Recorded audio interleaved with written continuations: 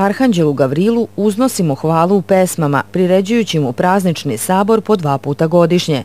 Njegov prvi sabor praznujemo sutradan po blagovestima Presvetoj Bogorodici 8. aprila, odnosno 26. marta po starom kalendaru. Ovaj Arhanđel Božiji naučio je Mojsija pisanju knjiga, ispriča mu sve o postanku sveta, stvaranju prvog čoveka Adama, o potopu i razdeljenju naroda, objasni mu položaj planeta nebeskih, nauči ga aritmetici, geometriji i svakoj drugoj mudrosti.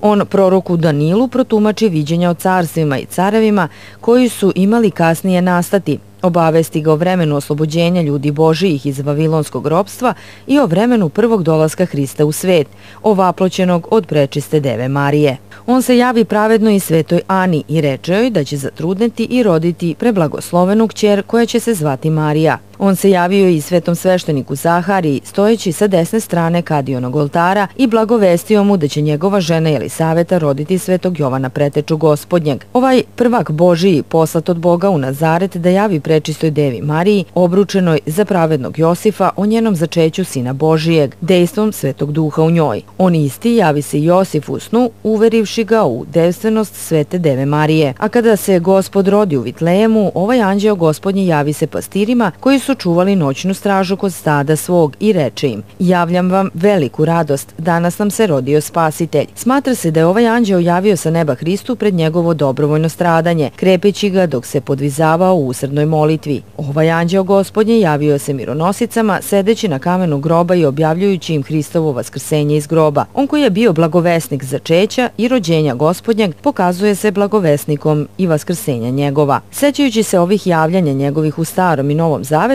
i znajući njegovo neprestano posredovanje pred Bogom za hrišćanski rod, Sveta crkva mu priređuje saborno praznovanje, da bi ljudi pribegavali ka zaštiti i pomoći ovog zastupnika i dobrotvora roda ljudskog i njegovim molitvama dobijali otpuštanje grehova od Hrista Gospoda Spasa našeg.